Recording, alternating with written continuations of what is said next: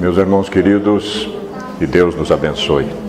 Mais uma sessão de estudo nesta noite e antes dela, uma reflexão inicial da benfeitora Joana de Ângeles no seu livro Alerta 1980, através das mãos abençoadas do nosso querido Divaldo Franco. Lição 8ª, tua cooperação. O teu próximo necessita de tudo quanto a ti é valioso na vida. Concede-lhe o tesouro da tua cooperação, irradiando na sua direção pensamentos de bondade e de simpatia. Ninguém vive sem o milagre da cooperação. Mesmo que o não percebas, tudo e todos cooperam para que vivas e graças e cresças também no rumo da meta para a qual renasceste. O teu próximo, igualmente, não prescinde dos teus pensamentos positivos, nem da tua cordialidade. É certo que há pessoas portadoras de expressões que as tornam antipática à tua convivência. Não obstante, é necessário envolvê-la nas tuas vibrações de ternura. Da mesma forma, não te enganes. Exteriorizas, sem que o percebas, manifestações psíquicas que te fazem animoso e antipático a outras pessoas. Gostarias que o teu próximo dissimulasse as dificuldades e limitações que possuis, oferecendo-te receptividade agradável e cordial. Age da mesma forma em relação aos que te parecem desagradáveis. Coopera com Deus na edificação do bem irrepreensível, não te escusando a lavoura da gentileza nem ao contributo da tua amizade. Ninguém sobrevive sem o auxílio da afeição de outrem, assim como vida alguma se desenvolve sem o ar de que se nutre, salvadas apenas as bactérias anaeróbias de existência breve. Um tijolo cooperando com o outro levanta a construção. Um grão se une ao outro no silêncio do solo e eis a nascente a seara luxuriante. Uma molécula se agrega a outra e a galáxia se espraia pelo infinito. Doa a tua cooperação por menor que te pareça. Ao fazê-lo, evita o impositivo da tua paixão, a exigência da tua forma de ser, pois isso representa uma cobrança do que supõe ofertar. Quando alguém oferece algo a outrem, a si próprio enriquece. O pólen arrastado pelo vento é responsável pela fecundação, sem qualquer imposição de sua parte. A chuva tomba, generosa e espontânea, sustentando a vida e reverdecendo o solo. Não te imponhas nunca. Jesus, cooperando com o homem, não obstante a voz imperativa que lhe caracteriza toda a mensagem, foi claro ao dizer: aquele que quiser vir após mim, tome a sua cruz de cada dia e siga-me, mediante a condicional da vontade de cada um. No entanto, é o sublime construtor da terra e de tudo que nela existe. Coopera, portanto, com a vida, esparzindo bênção onde estejas, com quem te encontres, conforme surge a oportunidade. Retribui com amor ao amor que a vida te oferta. Doutor? Obrigado, Vaninho. Boa noite a todos, pessoal. Sejam bem-vindos. Mais um dia de estudos, né? Hoje nós iniciamos um novo módulo do nosso estudo, né? O módulo 1 e o módulo 2 foram módulos mais breves, mais rápidos, né? Vejamos aí que em poucos encontros nós praticamente os finalizamos. E agora a gente inicia um módulo que é um módulo mais longo, um pouco mais longo, que é o módulo sobre a evolução do pensamento filosófico na percepção de si mesmo. Ou seja, a origem do conhece-te a ti mesmo ao longo da história do Ocidente. Então, nesse módulo, nós temos alguns objetivos, que é, na verdade, nós refletirmos um pouco juntos sobre o que é a alma, como a alma foi compreendida e entendida desde dos filósofos antigos, poderíamos dizer dos pré-socráticos, passando por toda a evolução histórica do Ocidente até os nossos dias atuais, né? E também entendermos qual é a origem desse conhece-te a ti mesmo. Da onde vem isso? Quem é que diz isso? Aonde isso se inicia desde que nós temos registros, né? Então, eu proporia assim que nós fizéssemos juntos uma viagem. Esse módulo é um módulo em que nós vamos ter que fazer uma viagem longa, mas bastante prazerosa, e que vai começar desde lá, antiga Grécia, desde a antiguidade clássica, passando aí por todo o aspecto histórico do pensamento ocidental, nessa construção dessas ideias do que é a alma, do que é a psique, do que é o conhecer a si mesmo. Perfeito? E isso é fundamental, muito importante. Porque se nós não entendermos essa trajetória histórica, nós não entenderemos alguns aspectos que a benfeitora Joana de Ângeles se utiliza em suas obras. Veja que nós ainda nem começamos a ler, né? Nada da série. A gente está assim com aspectos fundamentais, basilares, necessários, que a gente precisa compor e calibrar aí todo mundo, para que daí a gente tenha um conteúdo inicial para começar a ler o que ela diz, né? Mas eu trouxe hoje um parágrafo da série psicológica, de um livro, do livro Vida, Desafios e Soluções, e eu gostaria que a gente lesse isso, refletíssemos um pouquinho, e aí vocês vão começar a fazer as correlações com isso que eu acabei de comentar, né? Então, no livro Vida, Desafios e Soluções, a benfeitora Joana de Ângeles tem um parágrafo que é muito profundo. Parece simples, se a gente não der muita importância, a gente lê en passant, mas ele é muito importante. E ela diz assim, está lá no capítulo 8º, o título do capítulo é Autodespertamento Inadiável, e o subtítulo é O Despertar do Si, né?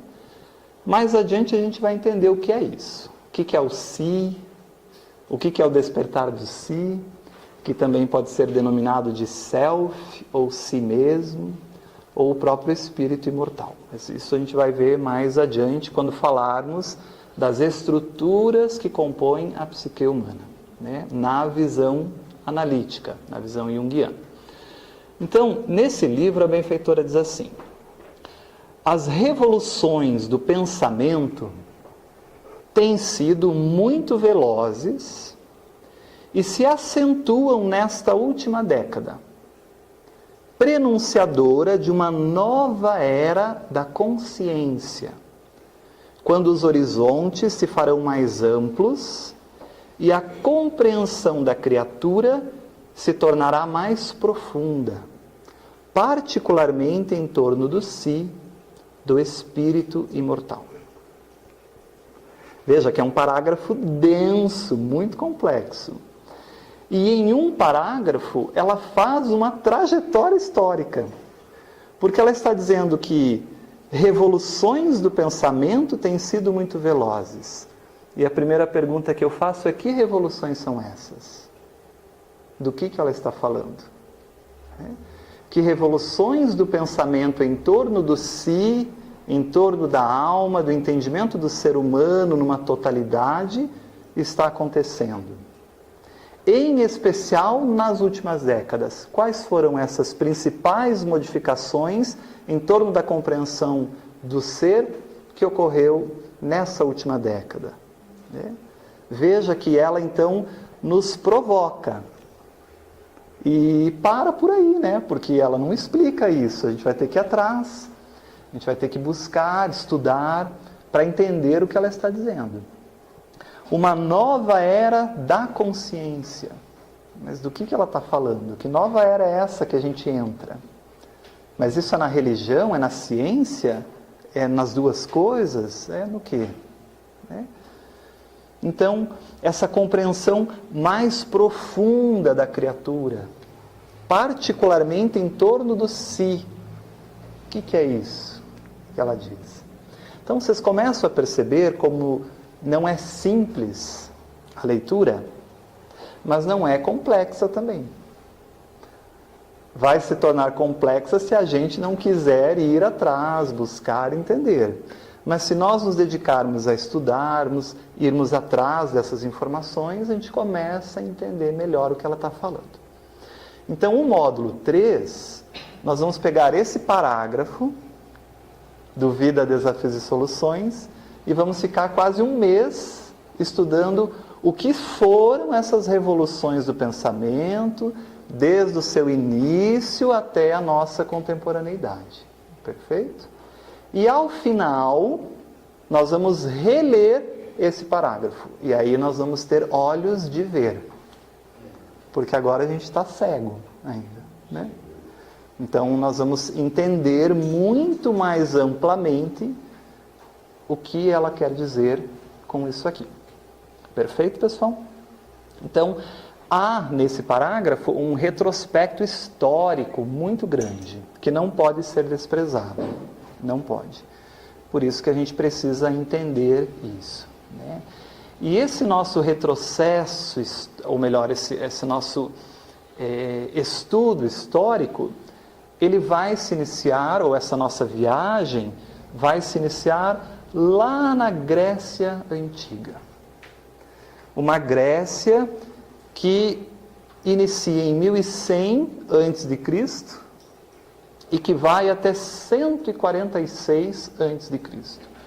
Uma civilização que se desenvolveu de uma maneira ímpar, naturalmente auxiliada pela espiritualidade, planejado pelo mundo espiritual, controlado e coordenado pelo Cristo, porque era uma sociedade que precisava deixar alguns legados para a Terra, em especial para o Ocidente. Veja, nós vamos analisar essa evolução histórica a partir do Ocidente. Nós poderíamos fazer a mesma análise a partir do Oriente, perfeito? Mas vamos optar pelo Ocidente por questões óbvias. É onde estamos inseridos, é onde temos mais contato com a própria cultura, com os próprios pensadores, que nos influenciaram mais diretamente. Mas não que isso que nós vamos discorrer não aconteceu também no Oriente. Claro que sim. Porque da mesma forma que o Cristo envia os mensageiros, os missionários, os espíritos imbuídos de trazer o conhecimento ao Ocidente, da mesma maneira envia-os ao Oriente. E, aliás, o Oriente se desenvolveu muito mais rápido do que nós no aspecto da compreensão do ser humano. Nós vamos ver isso. Vamos entender isso melhor. Então, Grécia Antiga é um termo que os historiadores usam para descrever o mundo grego antigo, né? O mundo grego e também as áreas próximas, que abrange esse período aproximado, desde 1100, se a gente considerar aí o período homérico e a formação dos genos, o início dessa formação desse clã, né, até depois da invasão romana, no ano de 146 a.C., quando então ainda há uma certa resistência das cidades-estados contra a invasão, que se perdura por quase 2, 3 séculos, mas depois Roma acaba invadindo toda essa Grécia Antiga, e aí começa então uma importação de gregos para Roma, né? Começa a levar muitos pensadores da Grécia para Roma, muitos arquitetos da Grécia para Roma, e aí é uma beleza, porque Roma começa a mudar completamente. É quando começa o período helenístico, né? Em que Roma sofre uma influência grande na arquitetura, no pensamento. Os romanos adoravam escravos gregos para educar seus filhos, porque eles eram profundos sabedores de filosofia, né? Então nós temos toda essa influência que a gente vê aí na própria história, né? E a Grécia é um local muito interessante, porque nós vamos estudar um pouquinho mais adiante, no módulo 4, então o módulo 3 é a evolução do conhecimento, da percepção do si mesmo, da alma. E o módulo 4 é como o pensamento humano evoluiu. Como nós pensávamos quando éramos lá, aqueles primitivos da caverna, como nós pensávamos quando estávamos aí na antiguidade, como nós pensávamos quando estávamos na Idade Média, na Idade Moderna, na Idade Contemporânea, como o pensamento humano foi evoluindo. E aí a gente vai entender algumas coisas interessantes que a benfeitora também aborda. Mas a Grécia é um local que o pensamento humano se cruza, porque ali a gente tem o mito, que é uma forma de pensamento humano, nós temos a religião, nós temos a filosofia, que são formas de pensamento humano, nós temos a própria ciência, o logos, a razão, né? A gente tem uma mistura de tudo, é um caldeirão em ebulição, realmente uma obra crística, como patrimônio aí, herança, que iria influenciar em muito toda a formação do Ocidente, né? Mas na região central da Grécia, se ficar muito calor aí, vocês avisam, daí a gente liga o ar, organiza isso, tá? Na região central da Grécia, existe uma cidade muito interessante para o nosso estudo, uma cidade chamada Delfos, né? Então vamos localizar aqui. Esse é um mapa, uma região aqui da Grécia, e aí nós vamos ver que cada uma dessas pontinhas que vocês veem aí, ó, seja estrelinha, estrelinha circundada, enfim, cada um desses pontos representam santuários, ou seja, locais em que se homenageavam os deuses na antiga Grécia. Vejam que eram muitos, né? Eram muitos. Um povo politeísta, né? Uma crença em vários deuses, e se erguiam-se monumentos em homenagem a esses deuses. Monumentos de agradecimento pela colheita farta, pela caça que havia sido boa, pela guerra que havia sido ganha, né? Pelas conquistas que haviam sido realizadas.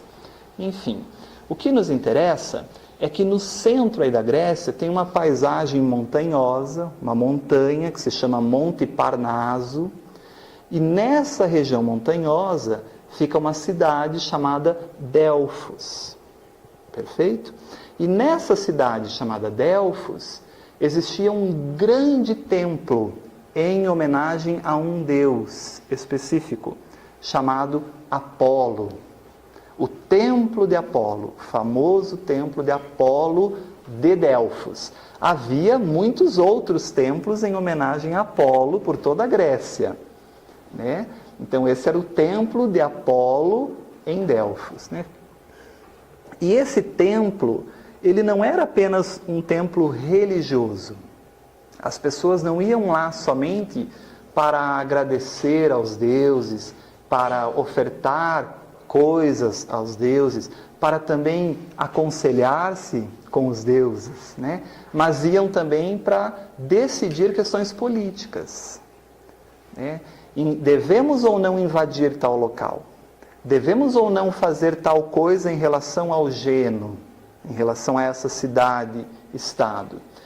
E aí a gente começa a entender a importância que esses templos tinham para essa sociedade, a importância dessa relação com o divino, uma relação ainda politeísta, né?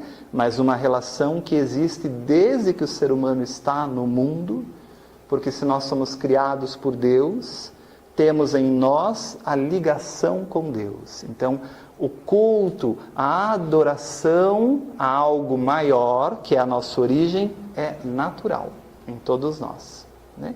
Por isso que isso se manifesta em todas as culturas, em todas as sociedades, desde as mais primitivas, isoladas, até as mais contemporâneas, aí, cosmopolitas, né? Então, nesse templo de Apolo, havia um local no subterrâneo desse templo que se chamava Oráculo de Delfos.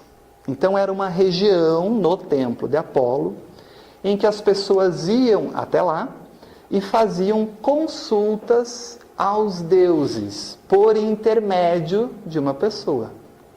Vamos traduzir para a linguagem espírita, um médium, né? ou uma médium, né? E aí se faziam essas perguntas sobre a política, sobre as questões pessoais, sobre a vida pessoal. Se perguntava de tudo, né? Indagava-se aos deuses sobre o que se quisesse saber.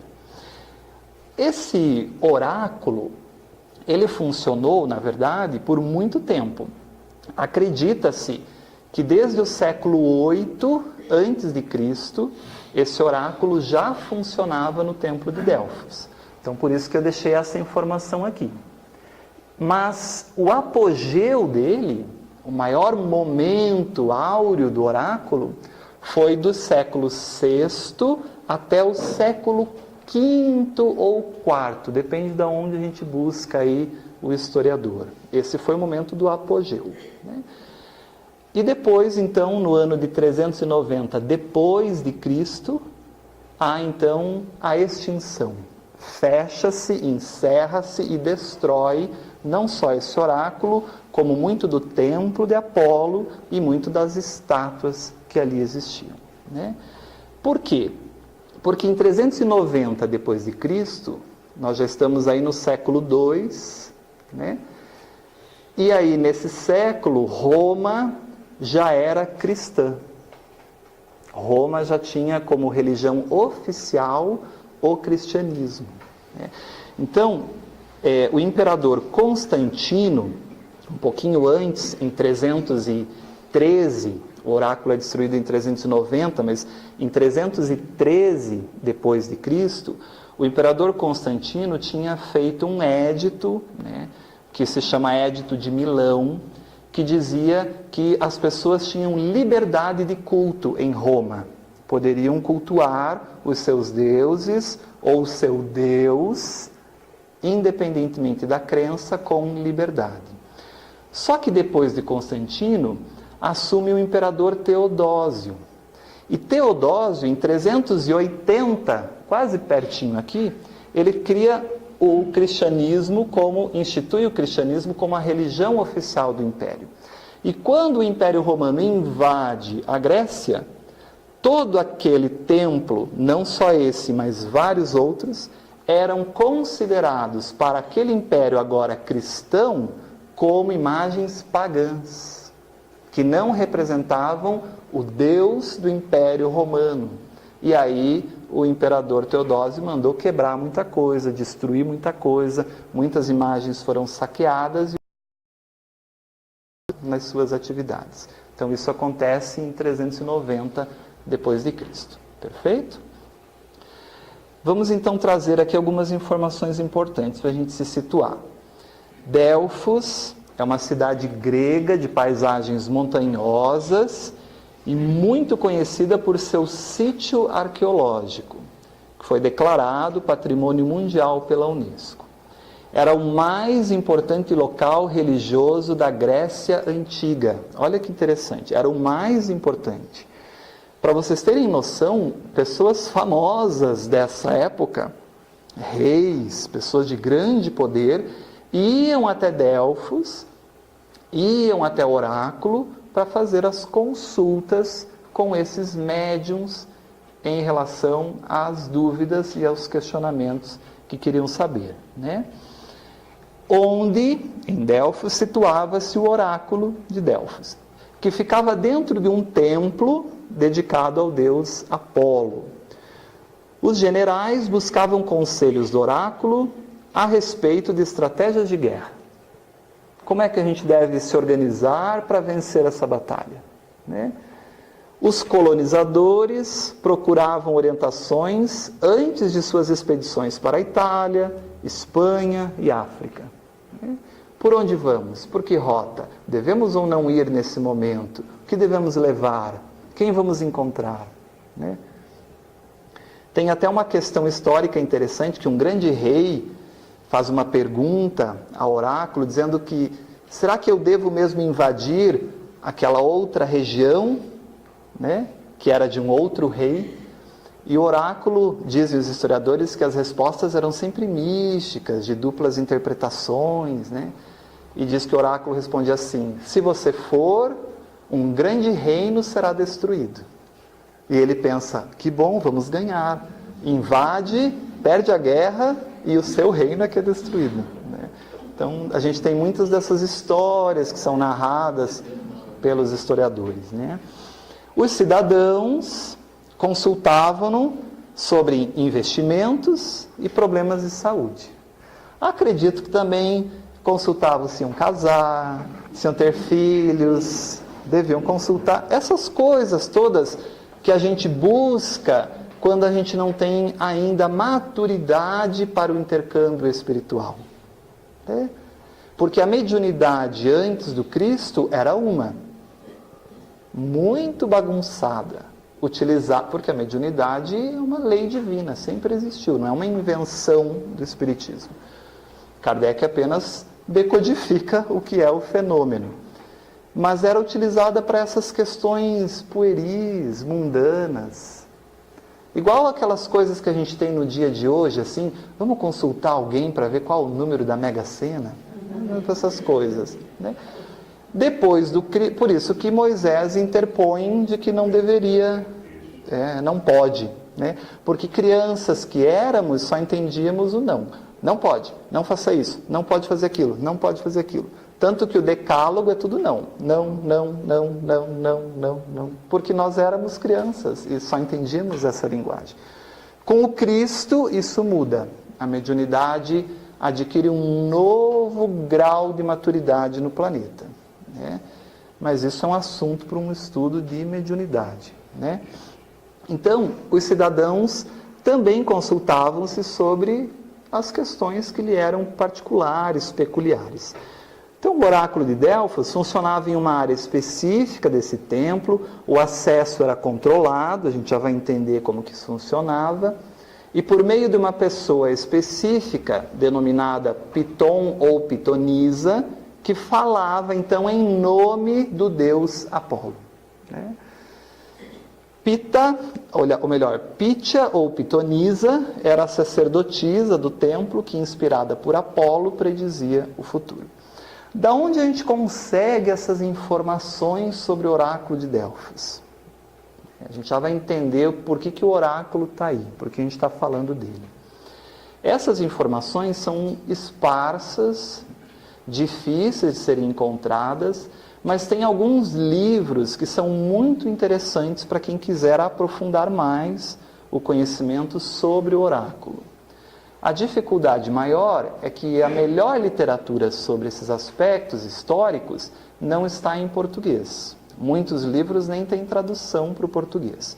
Então eu trouxe aqui 3 livros que a mim me ajudaram, mas isso é particular, para mim foram os livros que mais me facilitaram a compreensão sobre o que era o oráculo, o dinamismo, né? Então, o primeiro deles, não só sobre o oráculo, mas também sobre o próprio templo de Apolo. O primeiro dele é de um historiador inglês, que é vivo ainda, né? Michael Wood, e ele tem esse primeiro livro ali, A Vida e a Vida Futura do Oráculo, né? Ou seja, a continuidade do oráculo. Se é que a gente pode fazer uma tradução assim, livre, literal, né? O segundo livro, que é de Hugh Bolden, o qual eu particularmente gosto mais. Hugh Bolden é um professor inglês de história antiga, e ele tem esse livro chamado Atenas Clássica e o Oráculo Délfico, né? Muito interessante também.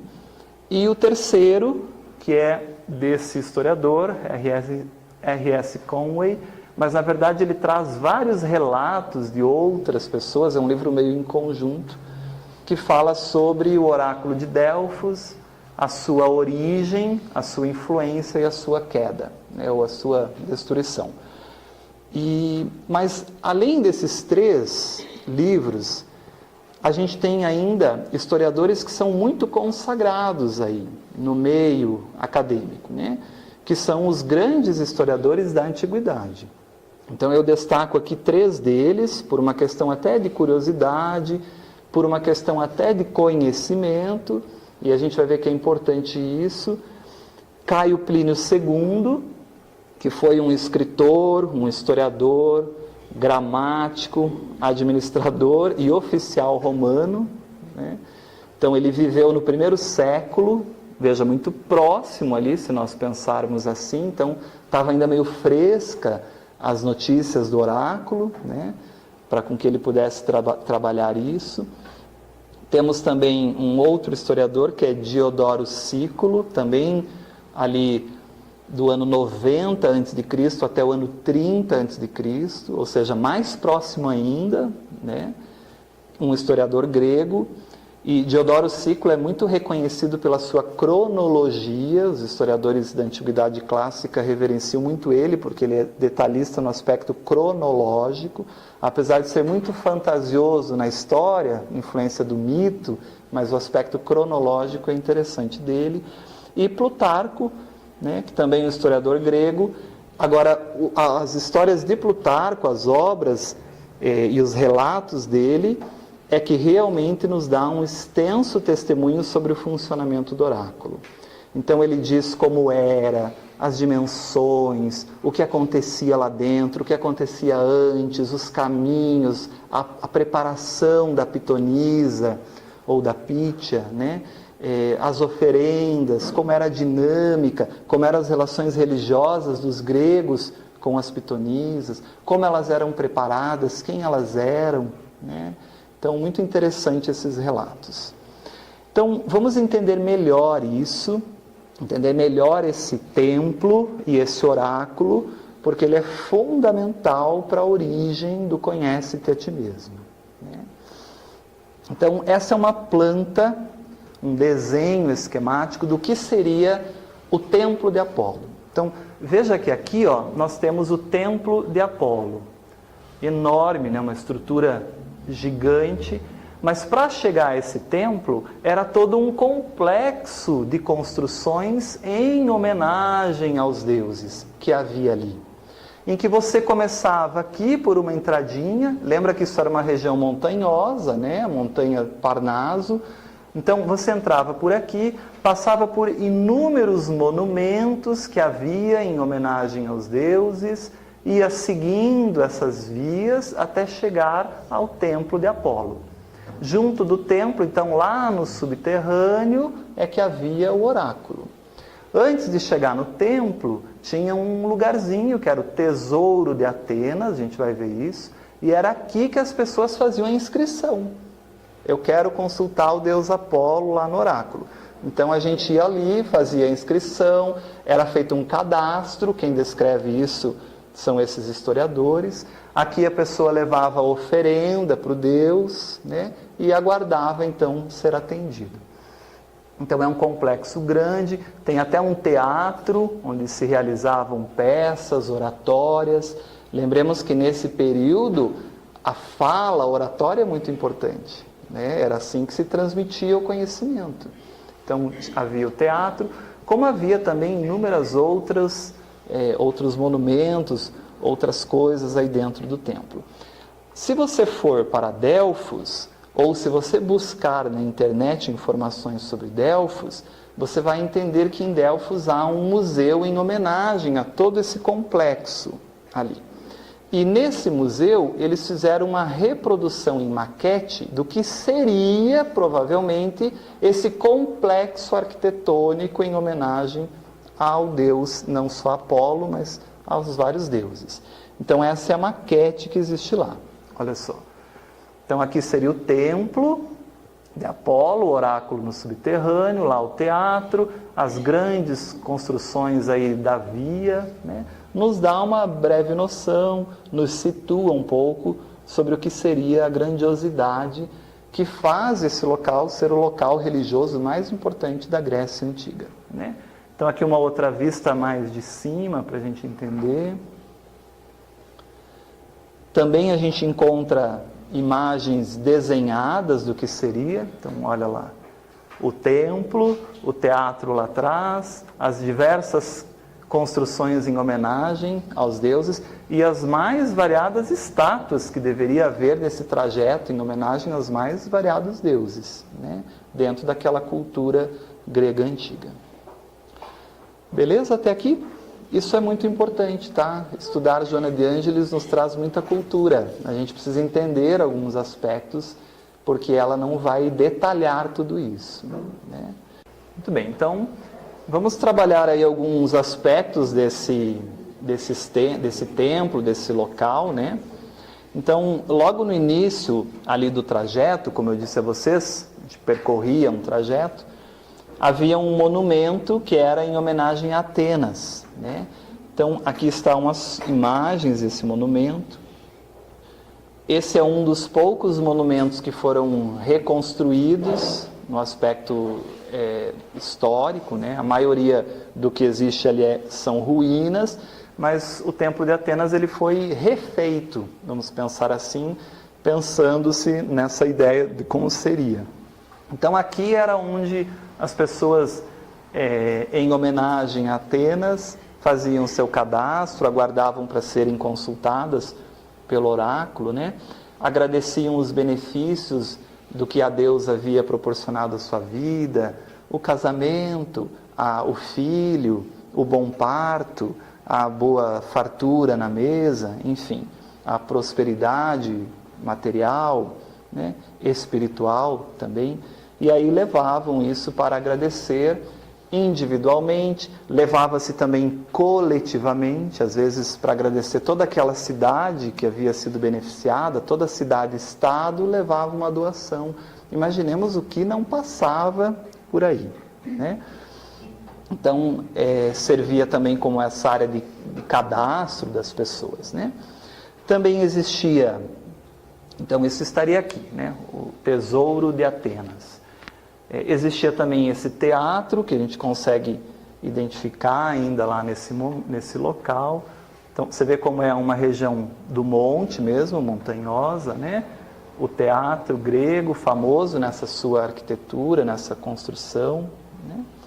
Havia também... Oi? Claro. Os teatros todos, né, que se encontram ainda na Grécia, eles têm uma construção tão primorosa. Sim. Que a pessoa fica no centro. Exatamente. Ela fala no tom que estamos falando aqui, e qualquer acento as pessoas ouvem. Uma acústica impecável. É uma acústica perfeita. Porque a oratória era importante. É impressionante, impressionante. O de Pidal é um dos mais famosos, mas esse também, com todos eles. Você faz o teste, a pessoa vai lá do outro lado e você fala, e a pessoa desce e fala com você. Perfeito. E interessante quando a gente faz essa análise, não só dos teatros, mas de toda a arquitetura, de toda a cultura dessa sociedade. Nós vamos ver no módulo 4, em relação ao pensamento, que a Grécia nos deixa um legado importantíssimo da democracia, da filosofia. Então nós pensamos assim, que espíritos são esses? Que naquele momento, naquela época, já detinham um conhecimento extraordinário das mais importantes ciências, né? Construíam obras que duram até hoje. Sim. Quando hoje a gente tem alguns engenheiros que constroem prédio que não dura nem uma semana, né? Então vejamos que são espíritos aí que nos trazem, que trazem quando vêm ao planeta uma bagagenzinha que não é tão pequena assim. Então a gente vai entender isso melhor no módulo 4 mesmo. Não eram nativos, com certeza. Então, nesse mesmo complexo, esse é o estádio que tem também, onde aconteciam os jogos, onde aconteciam as competições, né? Vejam que é um complexo de edifícios, né? Tem muita coisa, muita construção. É como se fosse um parque olímpico religioso da época, né? Talvez com um custo bem menos do que o que foi construído no Rio de Janeiro, né? Não sabemos. Aí também existia ao redor, nas proximidades desse complexo, outras construções, outros edifícios, também em homenagem aos deuses, né? Então esse que vocês estão vendo é o que os historiadores denominam de Tolo de Delfos, né? Tolo é todo monumento construído para um deus em formato circular, né? Então ela é usada, essa palavra, para nomear isso, né? Então esse foi feito em homenagem à deusa Atenas, né? O Tolo de Delfos, ou o Tolo de Atenas. Fica aproximadamente 800 metros do templo, né? Devia ser uma obra espetacular, pelo que a gente vê das ruínas aí, né? Se a gente aproximar, tem outras imagens para a gente entender um pouquinho. Aqui tem mais uma. Veja, tudo ruínas hoje, né? Mas nos dá uma ideia do que seria isso, em homenagem aí à deusa Atenas, né? A deusa da sabedoria, né? E aqui algumas descrições um pouquinho mais detalhadas desse templo propriamente de Apolo. Então a gente vai subindo, vai chegando a esse local. O próprio templo, existe uma perspectiva do que ele seria, né? Uma reconstrução. Então ele teria 6 colunas aqui centrais frontais, seriam 15 colunas laterais, então tudo monstruoso, né? Tudo grandioso. Mas hoje o templo é isso, né? São ruínas, algumas colunas permanecem, mas ruínas. E aí não se sabe ao certo, acredita-se que numa região aproximadamente aqui, né? Mas mais para o subterrâneo, funcionaria o oráculo de Delfos. Então, se a gente começa a aproximar ali, a gente vê que realmente começa a ter desníveis, depressões, câmeras mais profundas, né? Nesse local. Aqui também algumas ruínas. E aí eu trouxe para vocês aqui um videozinho rápido para que a gente entenda um pouquinho o que era essa região, compreender o que é essa região de Delfos, esse monte Parnaso, né? Essas montanhas, o que é hoje, o que são hoje as ruínas lá desse local. É interessante para a gente entender um pouco mais alguns aspectos que a gente vai discutir mais daqui um pouquinho. Alguma pergunta? Algum comentário? Nesse sistema que você colocou aí, as fotos, a parte superior normalmente são dedicadas aos deuses.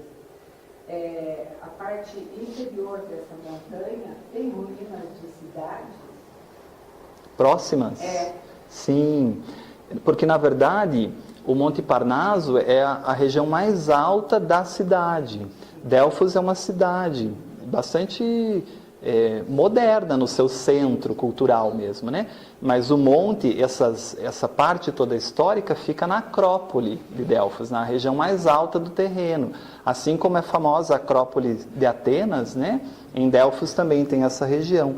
Mas há uma cidade rica, com muitos movimentos de turistas, pródiga em cultura, é uma cidade... Mas eu não sei quantos habitantes...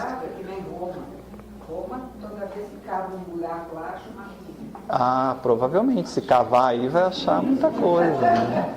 Metrô nem pensar, né? Não tem como ter metrô.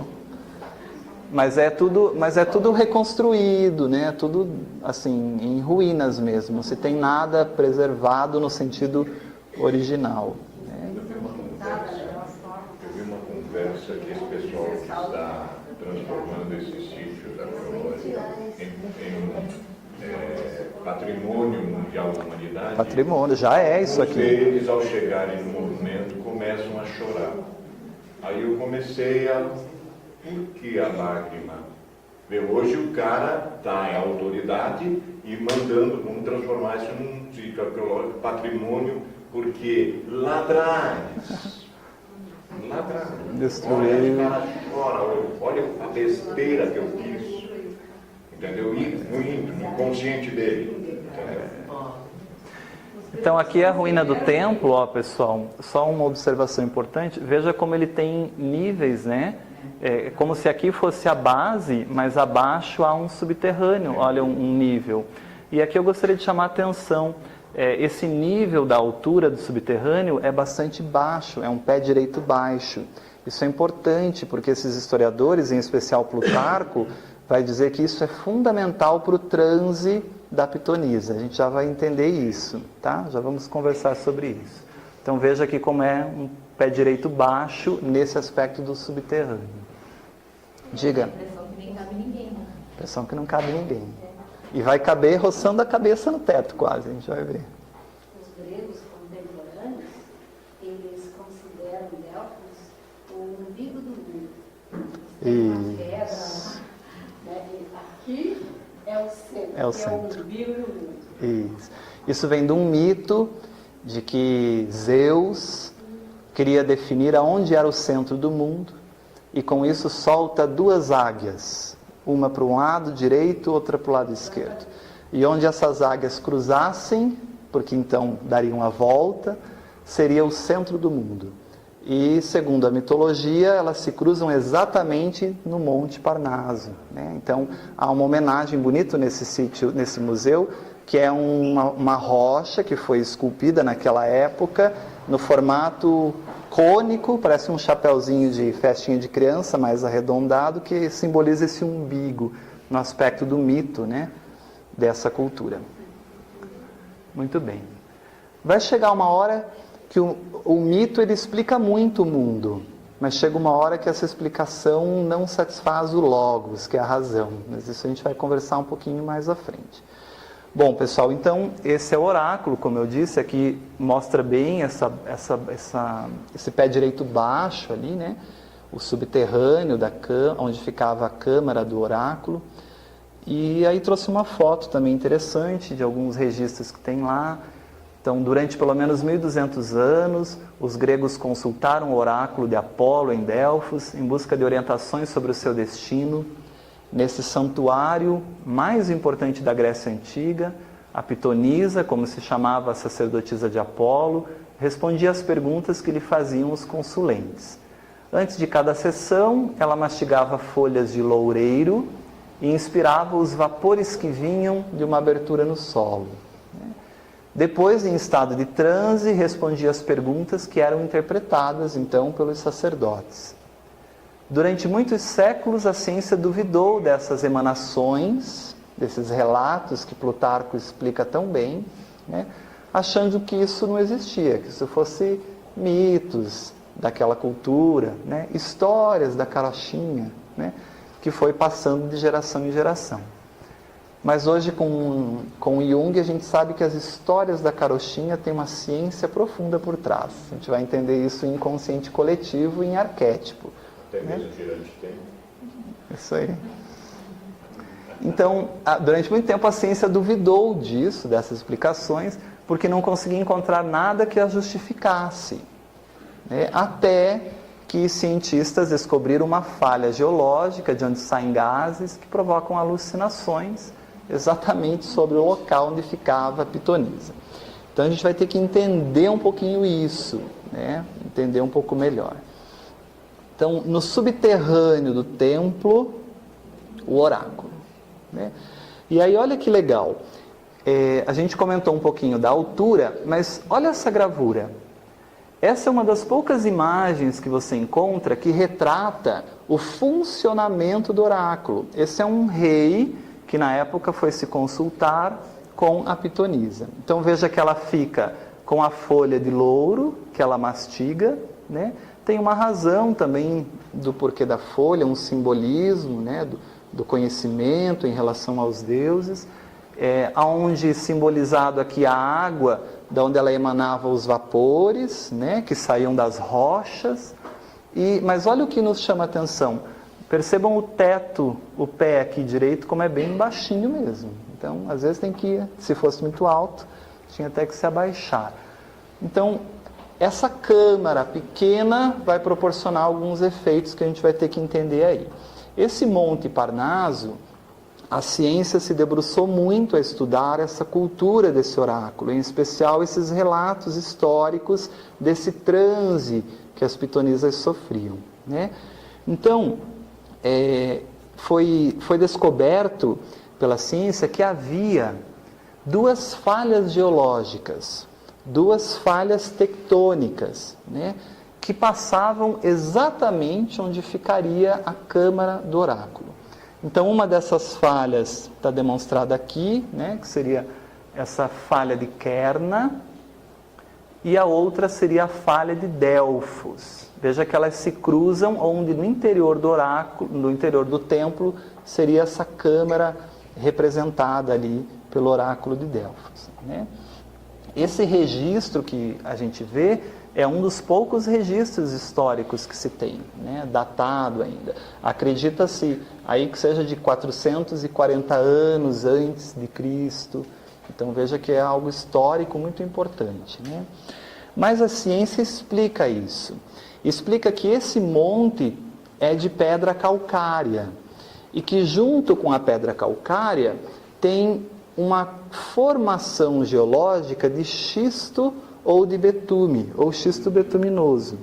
E quando essas placas tectônicas então movimentam-se, o calor da fricção aquece essas pedras que liberam gases provenientes da decomposição desse xisto, desse betume, e os gases mais comuns são o etano e o metano, que têm odores agradáveis, mas que são tóxicos quando inalados em muita concentração. Mas em baixa concentração são meio que tudo de bom, né? Se a gente pensar que a câmara é sufocante, pequena, pouco gás é suficiente para isso. Então Plutarco diz nos relatos que as pessoas ficavam impressionadas com o odor que tinha dentro do oráculo. Daí, claro, aquele ambiente místico, mágico, do pensamento mitológico ainda, né?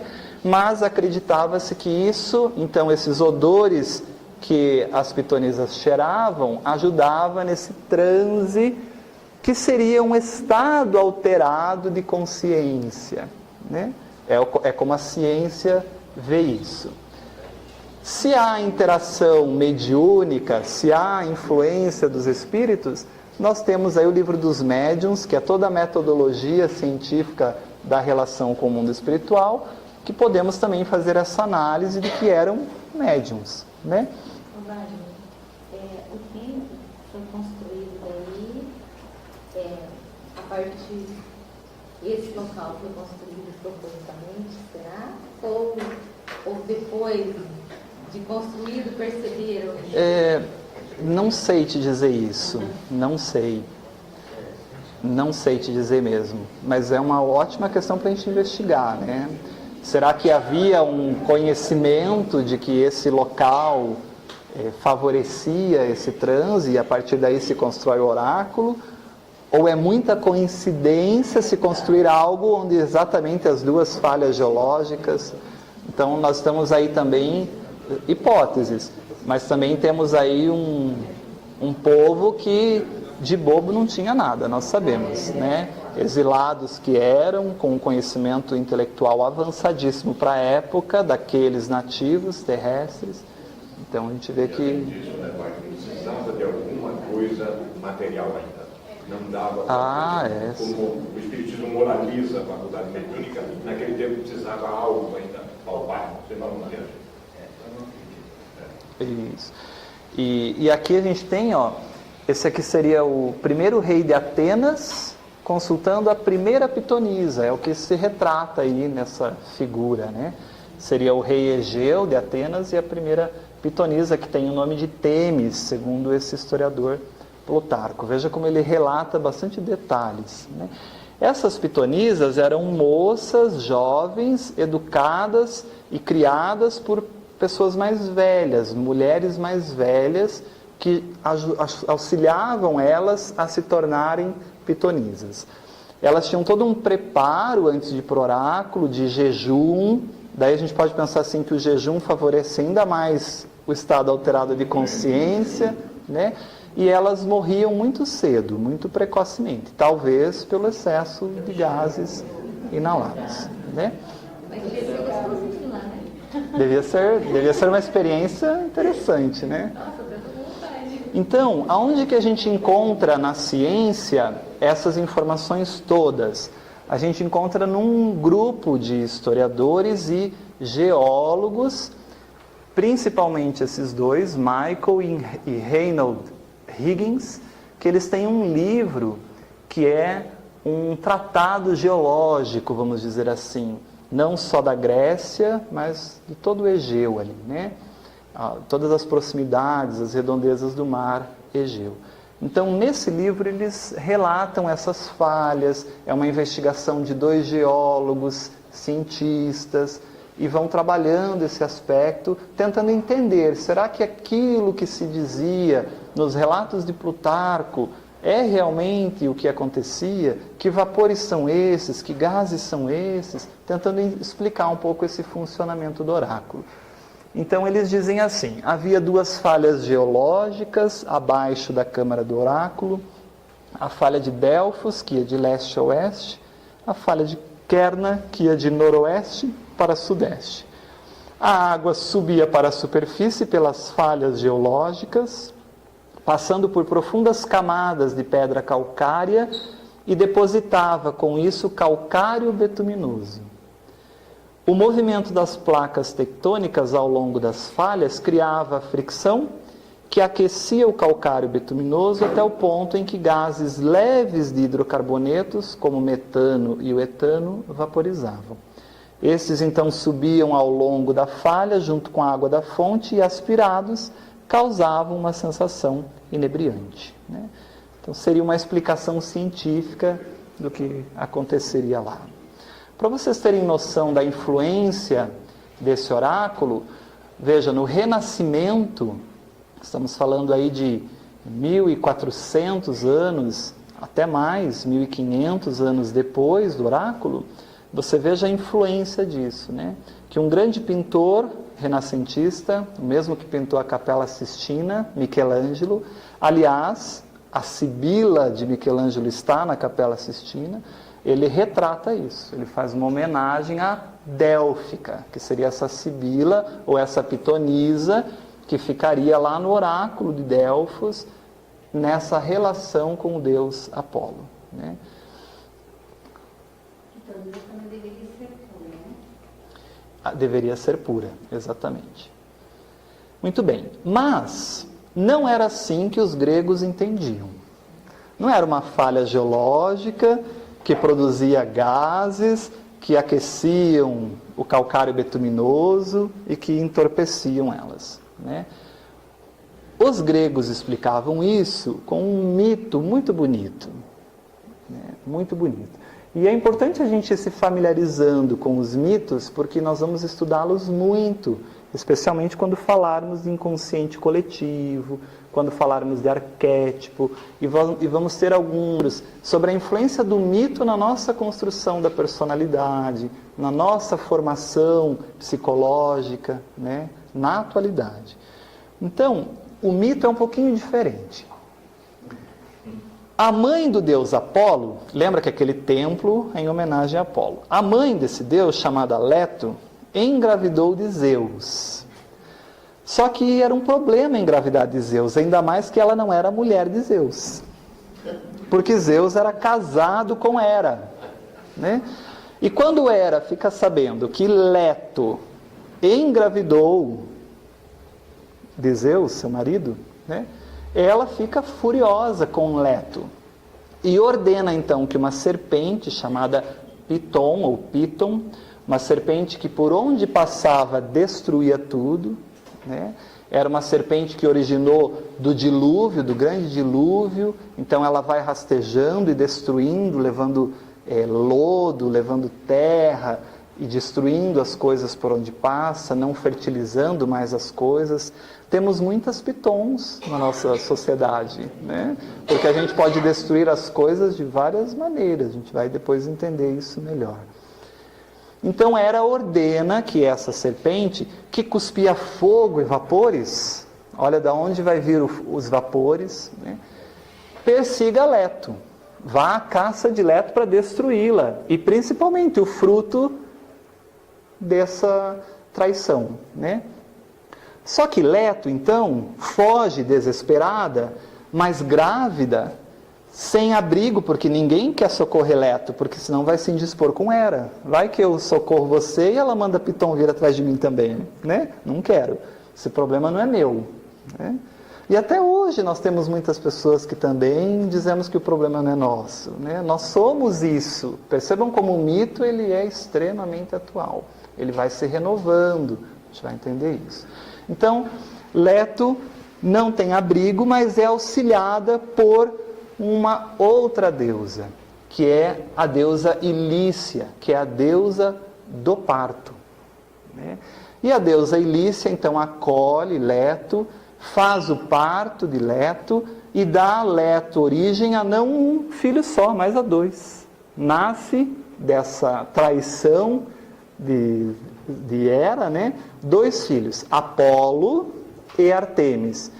E Leto fica tão impressionada que ela vai dizer assim, um é o Sol, outro é a Lua. E se cria então o Sol e a Lua no mundo, né? Apolo cresce, e quando cresce fica sabendo que Hera mandou perseguir sua mãe e quer se vingar de Hera. E para se vingar de Hera, ele diz assim, vou matar a serpente Piton. Então ele vai até onde a serpente morava, que era num monte chamado Monte Parnaso, em Delfos, e com 3 flechadas mata a serpente. Só que a serpente, Apolo achava que tinha matado, mas ela não morre. Ela vai para o subterrâneo e até hoje fica exalando gases e fogo de raiva, porque não conseguiu caçar e matar conforme a ordem de Hera, né? Então veja que é um relato mitológico, ou seja, uma tentativa de explicação de um fenômeno, das coisas do mundo, mas que tem muito de verdade, como a gente vai estudar. Isso é relatado, então, né? Aqui o deus Apolo matando a serpente Piton, tem várias ilustrações, várias pinturas, a arte é perfeita em traduzir tudo isso. Por isso que a arte também é uma forma de conhecimento, né? Bom, mas por que tudo isso? Por que é importante a gente entender o oráculo, entender o que é esse aspecto do oráculo? Porque nesse oráculo de Delfos, não no templo, no oráculo, em algum local que não se sabe exatamente onde, havia uma inscrição, havia algo escrito nas pedras que compunham esse local. Um aforismo, né? E esse aforismo dizia assim, ó homem, conhece-te a ti mesmo. Ah, é verdade, a gente está estudando conhece-te a ti mesmo, né? E conhecerás os deuses e o universo. Então essa é uma inscrição que está lá no oráculo, é atribuída aos 7 sábios da antiguidade, aproximadamente aí 650 a 550 anos antes de Cristo, seria o período que esses 7 sábios viveram, né? Então toda essa história, primeiro para a gente entender isso culturalmente, né, porque é riquíssimo, mas para a gente perceber que nesse templo está o nosso início da viagem, né? É ali que está esse registro do conhece-te a ti mesmo. Não se sabe quem falou. Se a gente estudar quais são esses 7 sábios, existem esses 7 nomes, mas acredita-se que foi Tales de Mileto quem é, vamos pensar assim, o dono desta frase. Mas não se tem comprovação sobre isso. São hipóteses também, né?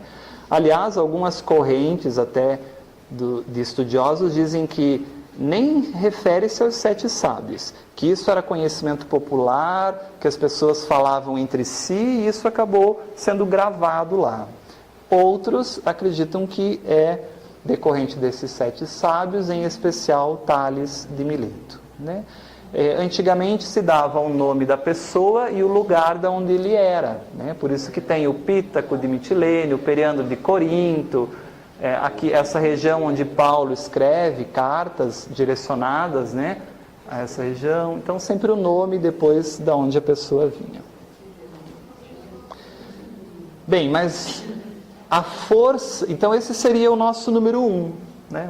Vamos fazer uma trajetória cronológica aqui. Esse seria o primeiro item aí, Templo de Delfos, ou Oráculo de Delfos, no Templo de Apolo. Esse oráculo, como dissemos, ele foi tão importante que ele não passou despercebido de Sócrates. E também de muitos que viveram nesse período, né? Mas Sócrates teve uma ligação com o oráculo de Delfos, né? E isso é importante a gente entender, porque ele vai nos trazer o segundo andar cronológico aí em relação a esse aspecto do conhece a ti mesmo. Sócrates tinha um grande amigo chamado Querofonte, né? E Querofonte vai até o oráculo e se consulta com o oráculo, com a Pitonisa, né? E ele faz uma pergunta muito interessante para a Pitonisa. Ele diz assim: quem é o homem mais sábio de Atenas? Essa é a pergunta que Querofonte, o amigo de Sócrates, faz a Pitonisa.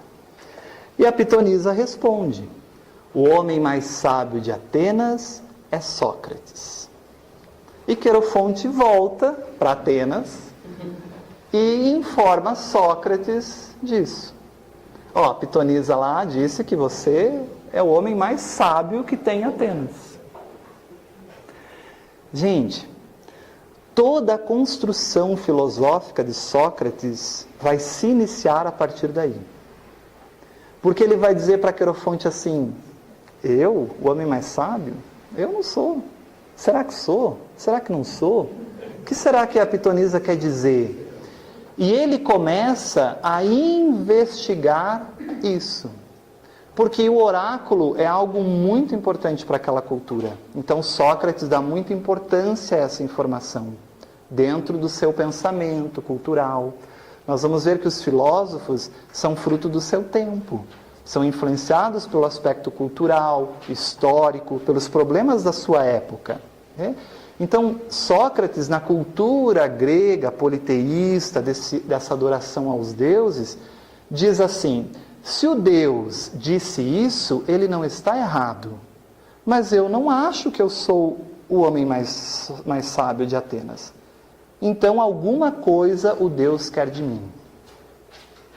Não parece assim uma intuição espiritual para Querofonte ir para o oráculo, para mediunicamente isso ser dito, voltar a Sócrates essa informação, para talvez despertar nele a ligação com o seu compromisso no mundo espiritual, né? Então, a partir daí, dessa informação que Querofonte traz a Sócrates e o fato dele entender que isso é muito relevante, mas não se considerar a pessoa mais sábia, então ele começa a investigar isso, né? Querofonte era filósofo também. E um grande amigo de Sócrates. E a relação de Sócrates, então, com o oráculo, ocorre a partir de uma pergunta feita pelo seu admirador, Querofonte. E aí podemos dizer que ele é filósofo nesse sentido mais amplo, né? Que ama o saber, que busca, que gosta de saber. Que viajou de Atenas até Delfos para consultar a Pitonisa.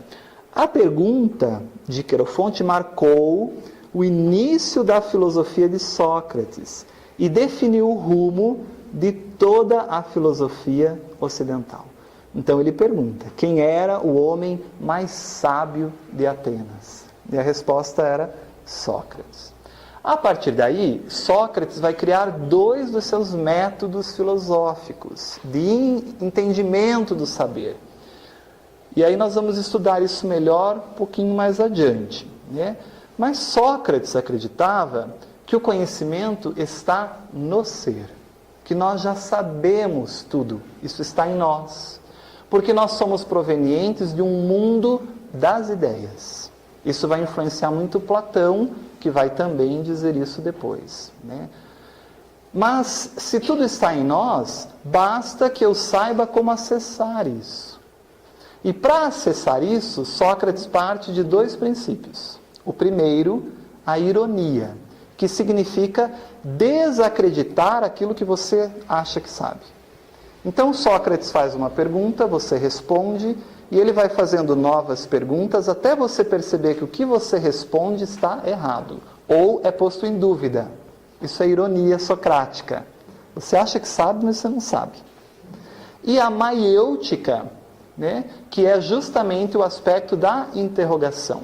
O diálogo interrogativo que vai fazendo o acesso interior a essas ideias que estão em mim, que eu já sei, coordenadas por alguém que me ajuda a acessá-las, né? Então, maiêutica vem de parto, né? Porque a mãe de Sócrates era uma parteira. Então, Sócrates, em homenagem à mãe, diz assim: é preciso fazer um parto dessas ideias que estão dentro do ser e extraí-las para fora. Por isso, a maiêutica socrática, né? Então, o melhor livro para a gente estudar Sócrates é Platão, que é o aluno, discípulo de Sócrates. Porque Sócrates não escreveu nada. Sócrates não tem nenhum registro. A gente fica conhecendo Sócrates e sabe de Sócrates por meio dos diálogos de Platão, cujo personagem principal dos diálogos é Sócrates. Então é ali que a gente entende sobre ele, perfeito? E num desses diálogos de Platão, chamado Apologia de Sócrates, né? Então veja, o livro é a Apologia de Sócrates, mas o livro é de Platão. É Platão quem escreve. Platão está dizendo assim: toda essa apologia não é minha, é de Sócrates. Só estou relatando o que aprendi com ele. Apologia é um discurso, um texto em que se defende alguma coisa. Isso é apologia. Um discurso apaixonado, exaurado, defensivo por algo que a gente acredita. Então, Platão vai dizer sobre tudo o que Sócrates acredita, né, nesse livro. E aí ele diz assim: Querofonte dirigiu-se em certa ocasião a Delfos e atreveu-se a perguntar ao oráculo se existia alguém mais sábio do que eu. Veja, é Sócrates dizendo, mas dizendo pelo relato de Platão, perfeito? A pitonisa respondeu que não existia ninguém. Após ter ouvido a resposta do oráculo, refleti da seguinte maneira: que pretende o Deus dizer, o Deus Apolo?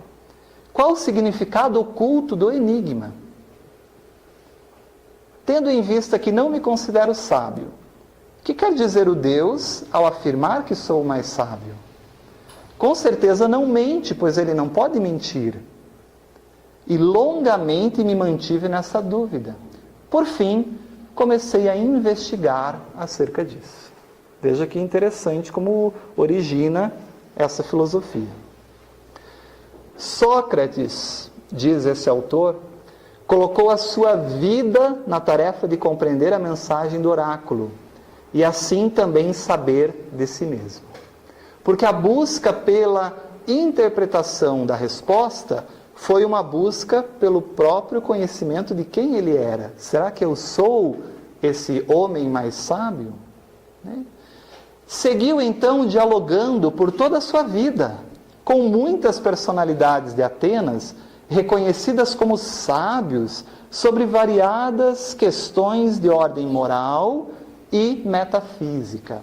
Tudo aquilo que é além da matéria ou não material, metafísico, né? O que é a alma? Isso é metafísico. Onde eu vou após a morte? O que eu faço aqui? Grandes questões filosóficas da humanidade, no âmbito da metafísica.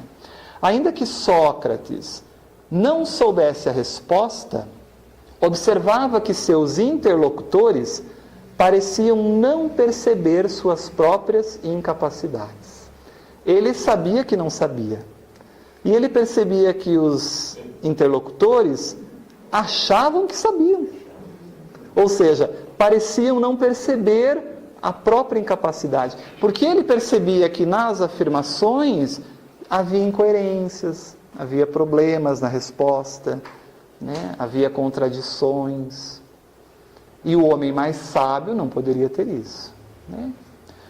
Concluiu, então, que ele era o mais sábio, não por saber mais, mas por saber que nada sabia, ao contrário dos sábios da cidade que acreditavam tudo saber. Daí vem sua máxima: sei que nada sei. O deus Apolo, portanto, estava certo. Por ter conhecimento de sua ignorância, Sócrates era o homem mais sábio de Atenas. Gente, cuidado com esse só sei que nada sei, porque pode dar uma ideia de ignorância. Ah, só sei que nada sei, né? Você já estudou o oráculo de Delfos? Ah, não sei nada disso, mas também só sei que nada sei de tanta coisa. E às vezes pode ser um desculpismo para a gente não estudar. O só sei que nada sei não é ignorância. Pelo contrário, é muito conhecimento do seu saber. Mas também a humildade de compreender que ainda muito lhe falta a saber. Esse é o sentido do só sei que nada sei de Sócrates, né? Assim, continua esse autor, esse livro é espetacular. História Essencial da Filosofia, Paulo Girardelli Jr. Um livro fácil para a gente entender filosofia sem aqueles aspectos tão difíceis que muitas vezes tem quando a gente aprofunda o estudo. E agora, adianto-vos, estamos percebendo cada vez mais que não dá mais para não estudar filosofia. Nós precisamos entender de filosofia para complementar ao estudo da série. A série psicológica trata de muitos aspectos da filosofia e aí a gente começa a ver realmente que o nosso conhecimento ainda é realmente pequeno, né? Assim, em algum momento de sua vida em Atenas, Sócrates assumiu que sua tarefa já não era só investigativa. Não era mais só entender se ele era o homem mais sábio. Ele já havia percebido que todo mundo que se considerava mais sábio não era, porque achava que não errava, que sabia tudo, que a sua verdade era absoluta, né? Quantas pessoas nós conhecemos que considera sua verdade absoluta? E a benfeitora Joana de Ângeles vai aproveitar esse delinear socrático e vai dizer assim, não dessa maneira, mas a ideia: toda vez que a minha verdade é absoluta, eu abro margem para toda e qualquer manifestação preconceituosa. Então, o preconceito é uma manifestação de que eu acredito somente na minha verdade absoluta. E todo mundo que está contrário a essa maneira de pensar está errado. Vai para qualquer lugar que não é o lugar que eu vou. Porque eu, que sei isso tudo, vou para um lugar privilegiado, né? Nessa visão medíocre da vida, né? Nessa visão pequena. Então, esse saber absoluto, nós só conhecemos uma causa primária que possui: Deus. Deus é o saber absoluto, né? No mais, nós temos o máximo que é possível a criatura conhecer, o espírito crístico, né?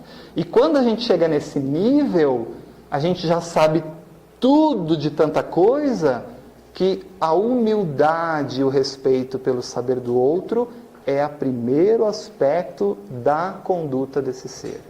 Porque ele sabe que é importante cada degrau do conhecimento para a pessoa desenvolver-se, né?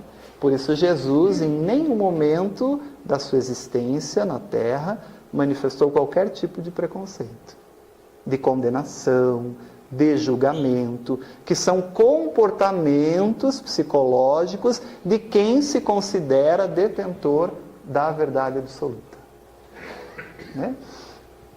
Acreditava, concluiu a respeito da... É que nem Maria Quintana fala, né? Não tenho medo de mudar de pensamento, não tenho vergonha de mudar de ideia, porque penso, né? Então, quando você pensa, reflete, você está sempre com a disponibilidade de mudança ativada. Com certeza. Só o que está morto no sentido literal não muda. Tudo é processo, né? Tem essa frase, que agora não me ocorre direitinho, mas que é com relação àquela vergonha de mudar de ideia, aquele orgulho. Com certeza. E eu digo ainda no sentido literal, porque até o que está morto muda na transformação da matéria, né? Mas no sentido literal de morreu, acabou, só didaticamente para a gente compreender, né? Que é um símbolo que a própria benfeitora usa, né? Só o que está morto não muda, mas nesse sentido simbólico, né? Então, em algum momento de sua vida, assumiu que sua tarefa já não era só investigativa, mas a de quem estaria como um assistente do Deus do templo. Olha, Sócrates entendeu que ele era co-criador do Deus Apolo. Lá no Livro dos Espíritos tem uma questão interessante, que a gente tem que ser co-criadores. Concluiu, a respeito da resposta da pitonisa, que ele havia sido escolhido para possibilitar que o cidadão ateniense examinasse a própria vida. Acreditava que uma vida não examinada não valeria a pena ter sido vivida. Gente, o que é isso senão psicoterapia? Conhecimento de si mesmo, autoanálise, autorreflexão. Acreditava que uma vida não examinada não valeria a pena ter sido vivida. Isso é espetacular. Hoje está valendo. Sem dúvida. Mas também, olha como não era qualquer ser esse daí. Mas também confessou que achava difícil que alguém acreditasse nisso. Esse negócio de conhecimento de si mesmo, você está louco? Isso é conversa para boi dormir. Você acredita nessa bobagem? Mas eu já me conheço, eu sei quem eu sou.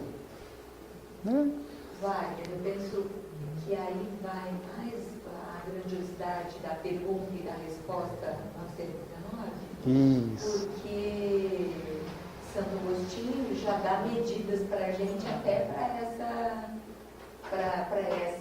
para esse comentário, né, de Perfeito. Sócrates. Né? Perfeito. E Sócrates, então, ele passa a divulgar isso. Essa experiência que na sua dialética, na sua relação com o outro, foi compreendendo melhor de si próprio, compreendendo inclusive da sua sabedoria, pelo fato de ter a humildade de reconhecer a sua ignorância, que começa a espalhar isso para as pessoas de Atenas, em especial para os jovens de Atenas. E quando ele começa a divulgar isso, e aí ele ia para a Ágora, A Ágora é a praça pública, o espaço de Atenas em que as pessoas dialogavam, narravam, dissertavam. Todo cidadão ateniense tinha direito, na democracia ateniense, de defender a si próprio, na Ágora. Não tinha advogado em Atenas, você era o seu próprio advogado. Então, Sócrates começa a ser visto como um subversor. Que história é essa de ficar falando essas coisas para os jovens? Não pode ensinar as pessoas a pensar muito, Até hoje é assim, não é? Quem detém o poder não gosta que as pessoas pensem muito. Especialmente se é um poder que usurpa, Mas Sócrates, então, é acusado de corromper os jovens, é acusado de, com suas ideias subversivas, não respeitar a autoridade dos deuses, e é julgado, é condenado. Ele faz a sua própria defesa na Ágora, uma defesa brilhante, que está narrada num dos livros também de Platão, espetacular. Mas Sócrates, então, é fundamental para a ideia do conhece-te a ti mesmo. Então Sócrates vai, a partir daquela experiência de Querofonte no oráculo, e da própria inscrição que já havia no oráculo, e dessa própria experiência que ele sofre ao longo do processo dialético, de entender se ele era ou não o homem mais sábio de Atenas, ele percebe que é importante conhecer-se a si mesmo. E começa a divulgar isso. E aí diz ele, a melhor maneira de promover o autoaperfeiçoamento é por meio do autoexame. Que, aliás, é a questão 919. Então, quando Santo Agostinho diz assim, um sábio da antiguidade vô-lo disse, conhece-te a ti mesmo. Ele está fazendo toda essa trajetória histórica. Desde os sábios da antiguidade, Tales de Mileto, se pensarmos assim, na inscrição do oráculo, até a divulgação mais ampla disso por Sócrates para aquela comunidade, aquela região ateniense. Perfeito, pessoal. Percebem por que é importante estudar esse aspecto histórico de maneira aprofundada, de maneira a evidenciar esses aspectos históricos? Senão a gente fica na superficialidade do estudo, né?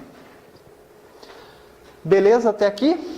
Perguntas? Do Santo Agostinho com Sócrates, né? Então, deve ser um papo legal, né? Então, Escrevi lá, botei lá na a obra. gente estava aqui. Papo legal, né? Os dois estão na codificação. Os dois são na codificação. Porque é interessante que Santo Agostinho, enquanto fazia lá seus trabalhos pessoais, ele tinha o hábito de anotar aquilo tudo que passou pela sua vida, encarnado, né? Vida de encarnado. E ele fazia os chamados as Confissões de Santo Agostinho, que depois até se tornaram livros e tudo mais. E aí depois, na codificação, enquanto espírito, ele vem trazendo um roteiro que aparentemente ele havia experimentado. Mas não nos parece uma sequência disso aí? Com certeza. É interessante, Com né? certeza. Mas...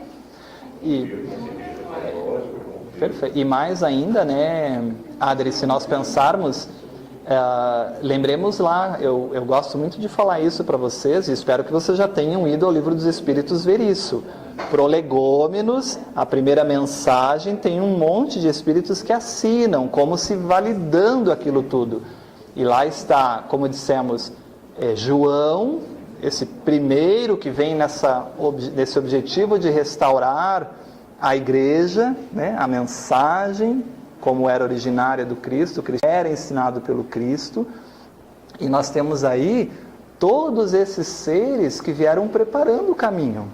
Sócrates está na codificação, Platão está na codificação, trabalham os aspectos já desde quando encarnados no planeta, esse aspecto da importância de se conhecer, de conhecer a si mesmo. E nós já vimos, né? É o meio prático mais eficaz. Se é o mais eficaz, tem que saber como fazer, né? Tem que entender como. Ser acreditado, né? Que é o que Sócrates disse que ele defendia aquela ideia, mas que ninguém ia acreditar na ideia que ele defendia. Perfeito. Aí vem Agostinho na sequência, quando Kardec questiona para ele, né? Na segunda parte. Perfeito. Mas eu não poderia dar uma enganada nesse conhecimento, né? Falando em grosseiras palavras. E ele explica como não se enganar. Exatamente. Então é o plus de Sócrates, isso que a gente está falando. Bonita essa sequência, né? É uma trajetória de continuidade. Mais bonito é quem gerencia isso, né? Essa organização lógica do que vem primeiro, do que vem depois. Então, vamos entender isso, vamos chegar lá. Comentários mais aí sobre esse aspecto? Tem um livro que é Química, do Platão, que ele demonstra exatamente Geração? a retórica de Sócrates, e tem um trecho lá que ele fala sobre o bem e o mal. Por que é melhor o homem escolher o caminho do bem do que o caminho do mal, assim, em forma de ironia, de perguntas. Que legal. E é bem legal esse trecho, nossa, vale a pena ver isso. Tem uma coisinha mais de lá, dizer, aprender e recordar. Uma coisinha bem nada. Começa a pensar, eu queria dizer, a encarnação está embutida, né? É lei natural. Queria ver se estava aqui, eu queria mostrar para vocês, mas acho que eu deixei em outro lugar. Está mais adiante. Ah, não, aqui, ó. Para quem quiser entender um pouquinho mais sobre o julgamento de Sócrates e a sua própria defesa, que aliás foi uma defesa absurda, impecável, maravilhosa, é nessa defesa que ele fala da imortalidade da alma, de uma maneira brilhante. Então quem quiser, o livro é Fédon.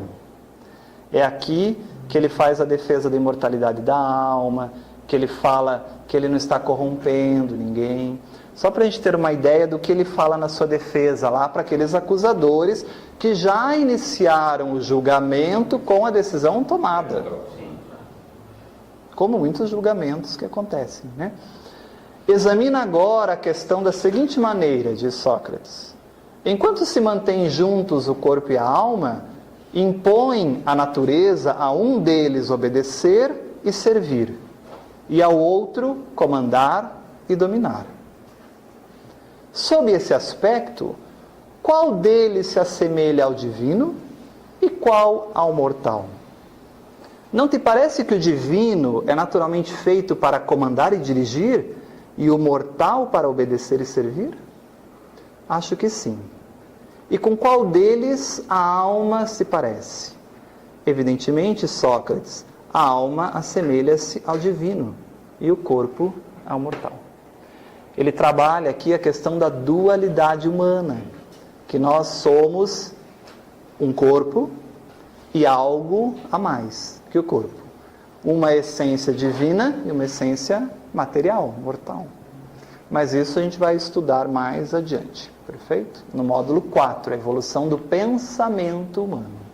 Dá para entender por que não deu certo a defesa dele. Provavelmente ninguém entendeu o que estava Ainda mais se nós pensássemos aí na cultura politeísta, né? São espíritos que saem da vida atirando, deixando mensagem. Eles aproveitam até o finalzinho e deixam a mensagem escrita. É o caso do Sol. Até o fim, educando, mandando mensagem, que vai ser, se vai depois o cara tinha razão. Ele não se entrega. Até o último alvo, ele vai, como disse para a mulher dele também, né? Aquele papo com a esposa dele. Né? Exato. Mas você achava que eu era culpado? Vai falando. Inclusive nesses diálogos, nesse livro Fédon, os amigos dele dizem para Sócrates, mas você é inocente, você está preso, né? Isso é injusto. E ele pergunta, mas quem disse que eu estou preso? Sempre levando a pessoa a buscar o conhecimento que está dentro. Né? Ele diz, eu sou livre, a alma é livre, a alma está onde quer. Eu posso estar fisicamente nessas paredes, mas eu não estou aqui dentro. Então, veja que, gente, não tem como, né? Só não foi queimado na fogueira porque não tinha fogueira naquela época ainda, né? Mas se fosse na época da Inquisição, é muito avançado para a época, né, Rosi? É muito avançado. Isso vai se repetir depois com o próprio apóstolo Paulo mais tarde. Exatamente. Mais algum comentário, pessoal? Alguém gostaria de acrescentar algo mais? Veja, são pílulas para estimulá-los a buscar isso, né? Porque a gente pode aqui ficar 1 ano estudando só Sócrates. Não comigo, porque eu não saberia, teríamos que chamar alguém da filosofia. Mas, para vocês entenderem como é muito amplo o que a gente precisa estudar. E é o projeto que nós vamos ter que desenvolver aí, vamos ter que começar a estudar isso aí. Bom, depois de Sócrates, quem, amado mestre? Jesus, né? Quem fala sobre o conhecer a si mesmo em excelência? O Cristo. Né? Só que o Cristo, de uma maneira muito bonita, ele vai falar sobre o conhecimento de si mesmo por meio de um símbolo, que é a construção do reino de Deus. Esse é o símbolo que Jesus usa para ensinar o conhecer-se a si mesmo, o despertar profundo para quem eu sou em essência, né? O mergulhar na profundidade do que me compõe, sair da superficialidade do que eu acho que eu sou, só pelo ego, como vamos estudar mais adiante, e entender que há muito mais coisas dentro de mim, inclusive que eu nem sei. Aliás, é o que mais há em mim. A totalidade do que me compõe é ignorado para mim. A gente vai ver isso. O que eu sei sobre mim é uma casquinha muito superficial. Jung vai dar uma analogia linda. Ele diz assim, nós poderíamos comparar a consciência e o que eu sei sobre mim, o ego, como uma casquinha de nós. E o que eu não sei, o oceano. Então, a casquinha de nós no oceano é a referência do quanto eu sei de mim sobre o que eu não sei sobre mim. Né? Mas Jesus vai trabalhar a construção do reino de Deus de uma maneira muito bonita. E aqui também nós vamos ter que buscar o aspecto de como isso começa, como é que Jesus inicia a construção do reino, como é que aquelas pessoas que conheceram Jesus entendiam o que era o reino de Deus, para a gente perceber o que aconteceu aí no meio do caminho, né? Então, o reino de Deus é a mensagem principal do Cristo. É o que ele trabalha. Em todos os ensinamentos, ele vai trabalhar a questão do conhecer-se, melhorar-se intimamente pelo conhecimento e exteriorizar os atos melhorados para uma sociedade que vai se melhorando gradativamente. À medida em que eu, enquanto indivíduo, melhoro, eu contribuo para uma sociedade melhor. À medida em que mais pessoas vão se melhorando, à medida em que pessoas que não querem se melhorar desencarnam e não retornam, o mundo vai se aprimorando. E é assim que o mundo regenera. Não é um passe de mágica, né? Não é uma varinha que diz assim, agora é plim, mundo de regeneração. Não é? A construção do mundo é fruto da construção individual. E isso leva tempo. Por isso que são períodos de regeneração, para que depois aquele grupo maior que agora já se conhece, que já busca essa melhoria, é predominante naquele ambiente. Então a sociedade reflete isso de forma mais predominante. Então isso caracteriza um novo mundo que se inicia, né? Então Jesus diz, buscai primeiro o reino e toda a sua justiça. O conhecimento das leis divinas é toda a justiça do reino, né? Se eu me conheço e ajo conforme as leis divinas, é o melhor método para eu progredir. É a maneira mais fácil, né? Para eu me equivocar menos, errar menos, tomar decisões mais acertadas, controlar meus sentimentos, minhas emoções, agir com mais cuidado nos relacionamentos. Isso melhora em todos os aspectos. Então, buscai primeiro isso, esse reino íntimo, a justiça desse reino, e tudo mais te será acrescentado, né? Jesus estabelecia isso muito bem. Não é a única interpretação, né? A mensagem de Jesus, o mestre dos mestres, ela é para toda a eternidade e para as mais variadas interpretações. Ela permite isso, pela sabedoria do que ele ensina. Aqui estamos fazendo essa análise no viés psicológico, mas poderíamos entender isso, a construção do reino, em outras perspectivas. Então, para a gente entender isso, de novo nós vamos recorrer a Chico Xavier, vamos recorrer a Humberto de Campos, no livro Boa Nova, num capítulo intitulado Primeiras Pregações. Isso é importante para a gente entender a estrutura do reino, o que é o reino, como a sociedade que Jesus estava inserida entendia o reino e como Jesus ensinava o reino, né? Então Jesus vinha da cidade de Jericó e estava indo para uma cidade chamada Jerusalém, aonde existia um templo lindíssimo, que é o Templo de Jerusalém, né? Ou conhecido como o Templo de Salomão. Mas a gente já vai chegar aí, vamos chegar aí. Jesus, quando chega em Jerusalém, para em frente a esse templo, que era uma homenagem do povo hebreu ao seu Deus, naquela terra que foi prometida por esse Deus para esse povo, né? E aonde se guardava a arca da aliança, as questões consideradas sagradas para esse povo, e era monumental. Jesus para e olha, contempla esse templo. E aqui nos parece que ele já fazia uma reflexão, né? Do templo que ele ia ensinar e do templo material que aquelas pessoas cultuavam e acreditavam. Então, parado, observando o templo, e aí imaginamos o Galileu, com as vestes características daquele povo, né? Com as sandálias abertas, típicas da Galileia, né? Que você andava na cidade, nas estradas de chão, e ia grudando terra aqui entre os dedos, né?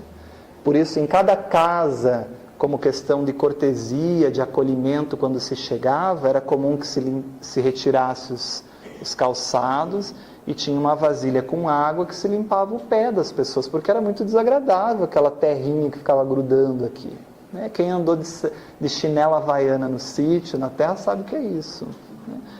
Então, Jesus, contemplando naquela simplicidade que lhe era particular o templo, ele começa a ser observado pelas pessoas que eram responsáveis pelo templo, o sacerdote do templo, ou os sacerdotes do templo.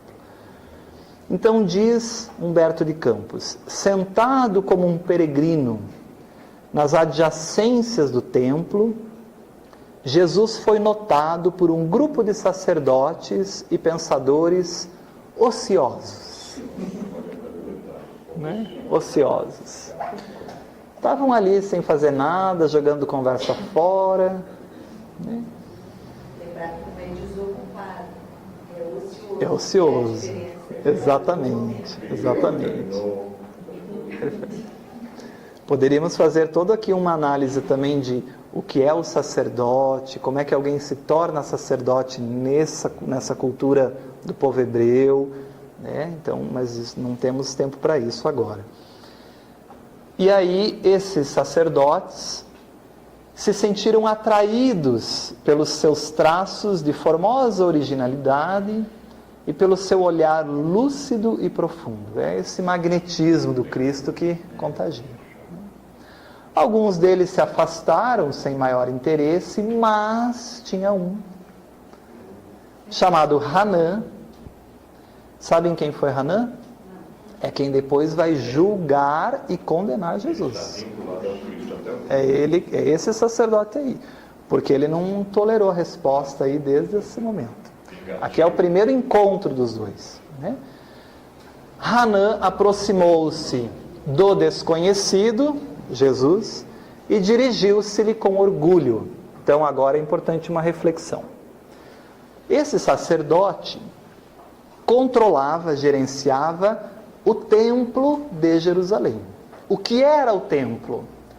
Era um local de culto religioso, em que as pessoas iam para estudar as leis de Moisés, as leis desse, hoje considerado o Antigo Testamento, que era uma cultura desse povo desde os patriarcas, desde Abraão, quando sai lá da Mesopotâmia, em direção à terra, esse local para melhorar as condições de vida daquele povo que passava fome, sobre a inspiração desse Deus, né? E aí, nesse templo, o sacerdote era quem detinha o maior poder ou autoridade religiosa sobre o conhecimento das leis. Mas o sacerdote, ele era preparado, não é qualquer um que pode ser sacerdote.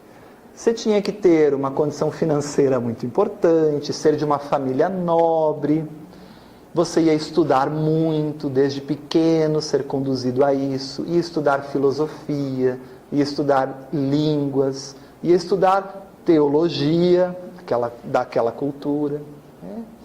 Quem era também, ou que estava se preparando para ser isso, lembram? Era Paulo de Tarso. Por isso ele conhecia as leis como ninguém, né?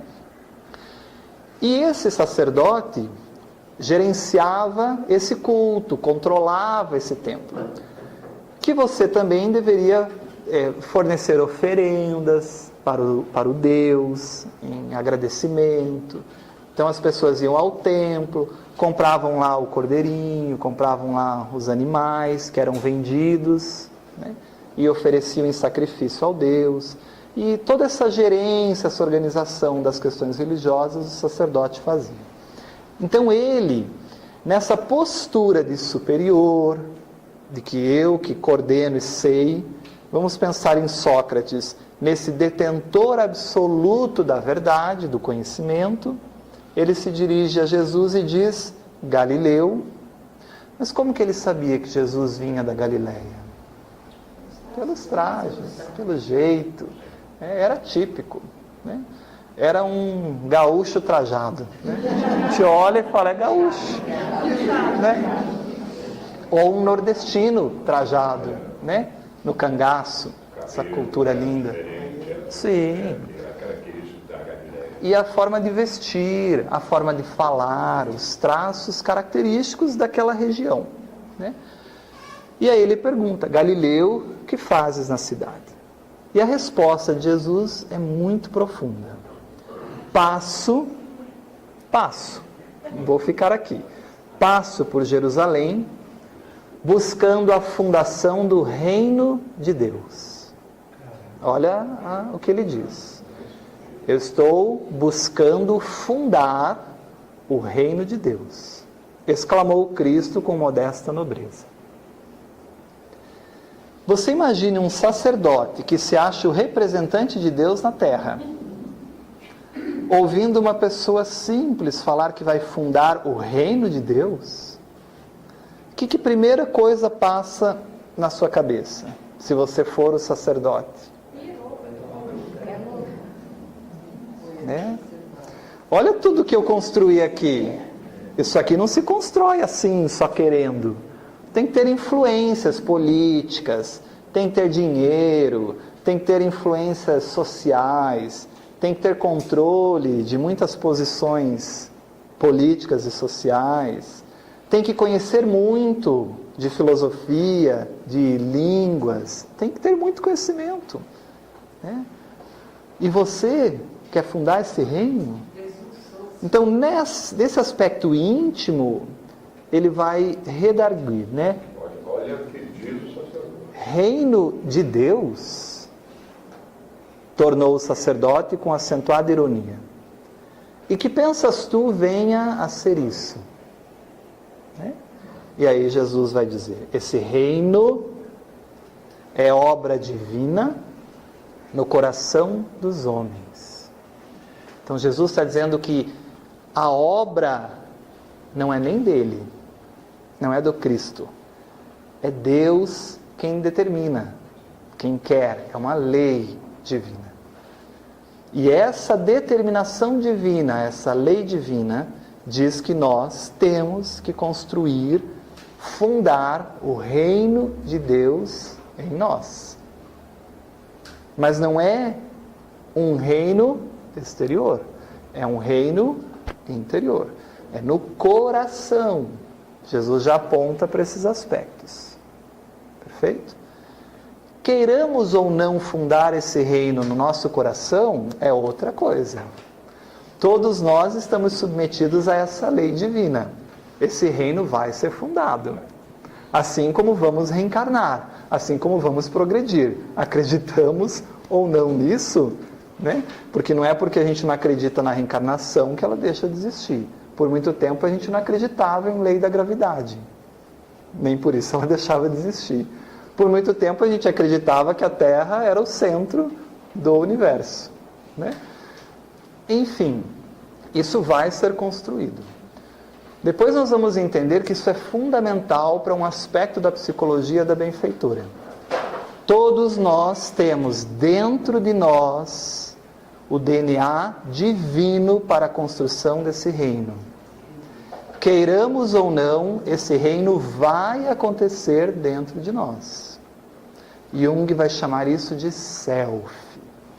Toda a possibilidade humana de ser a totalidade, a plenificação do que é possível ser, né? O Espiritismo vai chamar do espírito imortal e a possibilidade de ser um Cristo. Isso é o reino, essa construção que a gente vai fazer. Então esclareceu Jesus com grande serenidade, né? E aí o sacerdote então vai dizer assim: obra divina em tuas mãos? Bom, se tem alguma obra divina acontecendo, vai estar nas minhas. Né? Olha aqui, o templo, a minha influência, o meu poder político. Revidou Hanan com uma gargalhada de desprezo. Isso não está no Evangelho. Isso é só Humberto de Campos que nos traz, porque foi lá e vivenciou essa experiência. Naquele cinema que a gente brincou lá, 6D, sei lá quantos D. Né? E continuou as suas observações irônicas, e continuando as suas observações irônicas, perguntou. E aí, olha a ideia que ele tem do reino. Com que contas para levar avante essa difícil empresa? Porque só eu sei o que custa deixar esse templo em pé e fazer esse templo rodar, fazer as coisas acontecerem aqui. Quais são os teus seguidores, os teus fiéis, os teus companheiros, os que vão te apoiar?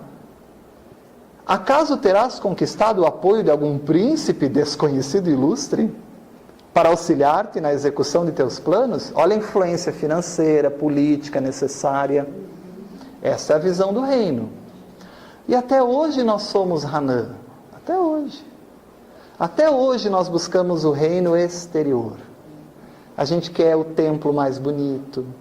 A gente quer o templo mais lotado. A gente quer o templo de Hanan. Mas Jesus está nos convidando a uma proposta completamente diferente. De que esse templo do autoconhecimento é interno. Que não é nenhum local físico. É uma busca íntima. E é uma construção que vai se dando no coração, na intimidade. É solitária, é difícil. Mexer com aspectos que a gente desconhece de nós causa problemas, causa turbulências. São placas tectônicas que se mexem e vem o tsunami na gente. Mas a gente consegue lidar com isso à medida que vai entendendo todo esse processo. E aí Jesus responde: meus companheiros hão de chegar de todos os lugares. Respondeu o mestre com humildade. Ele estava falando de templo físico? Ele está falando que a ordem divina, a lei divina, é que o reino se realize em todo mundo. Então, os companheiros, os que querem, os que já estão despertos para essa construção, para esse autoconhecimento, vão vir de todos os lugares. É isso que Jesus está falando. Né? E aí Hanan, na sua arrogância, vai responder: sim, observou Hanan, os ignorantes e os tolos estão em toda parte na terra. Veja o que era o detentor da verdade absoluta. E nós temos Hanan dentro de nós. A benfeitora vai dizer que toda vez que o preconceito se exterioriza, é Hanan. Toda vez que eu não tolero a diferença, é Hanan. Você acha que o que você faz é certo? O que eu faço é certo. Né? Veja como é profundo isso em nós. Toda vez que eu desprezo o outro, é a verdade absoluta que eu considero que está em mim manifestando-se. Certamente que essas pessoas que vão vir de todos os lugares, os tolos, os bobos, para erguer esse reino que você quer de Deus, já que você não tem ajuda material e política nenhuma, será o material da tua edificação. Essas pessoas aí.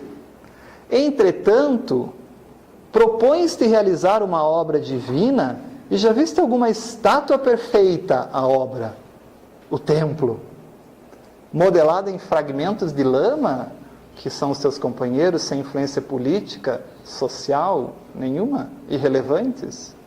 Olha de novo o conhecimento da verdade como sendo absoluta.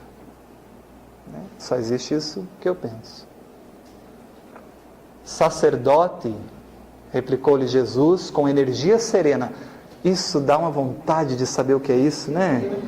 Jesus falando com energia que fala assim: meu Deus, falou, mas é sereno, não é agressivo. Não sei o que é isso. Deve ser lindo de ver, né? Entender esse magnetismo da autoridade moral que se impõe e que a outra pessoa sabe, mas ao mesmo tempo não é agressivo. Né? Aquele que estiver sem pecado, que atire a primeira pedra. Isso é energia serena. É ânimos, a gente vai entender isso depois. Né? Até hoje me coça então. Mas você não atirou, né? Porque ninguém atirou, eu me lembro. Eu lembro que ninguém atirou. Eu lembro que ninguém atiramos. Sacerdote, replicou-lhe Jesus com energia serena. Nenhum mármore, olha o simbolismo, né? Ele usa a mesma linguagem, mesma pedagogia do raciocínio do sacerdote. Nenhum mármore existe mais puro e mais formoso do que o do sentimento. É isso que eu preciso, diz Jesus. E nenhum cinzel para lapidar esse mármore é superior ao da boa vontade. Se eu quero, eu mudo o sentimento, eu transformo, eu lapido. Isso é autoconhecimento, mas tem que ler as entrelinhas, na visão psicológica. Olha a profundidade que é essa obra, gente. Eu digo mais, Jorge, isso aqui vai ficar no pano de obra. Esta lição aqui vai ser posta em Neão no mundo, porque é terrível de nós termos ignorado isso, inclusive as próprias religiões. Perfeito. Isso aqui mexe, né? Esse diálogo fortíssimo. E foi Humberto de Campos que eu trouxe. Não foi por acaso que Emmanuel escolheu Humberto de Campos. Perfeito. Não foi por acaso. Muito bem. Eu ressalto também a importância depois, né, para acrescentar o entendimento, né, do sentimento e da boa vontade, como algumas questões de Livro dos Espíritos, né, que tratam diretamente Muito bem. sobre o assunto e que mexe também com as nossas bases. Exatamente. E depois a gente vai entender isso de uma maneira mais aprofundada, em como controlar esse sentimento, como, melhor dizendo, cultivar esse sentimento com esse cinzel, né? E como desenvolver esse cinzel. Então a gente vai estudar isso mais aprofundadamente. E aí talvez aquilo que Sócrates estava tentando falar lá atrás era a boa vontade de lábios. Isso. Né? Muito bem. E é o conhecimento que não é um conhecimento, que eu digo que eu faço, mas não faço. Então Sócrates estava certo, né? Pouca gente ia dar atenção mesmo para isso. Esse diálogo é lindo.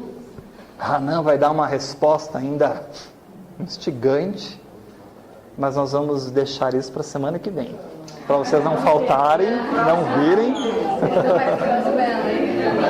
porque nós temos aquele reloginho que não para. Né? Obrigado, pessoal. Até quarta que vem.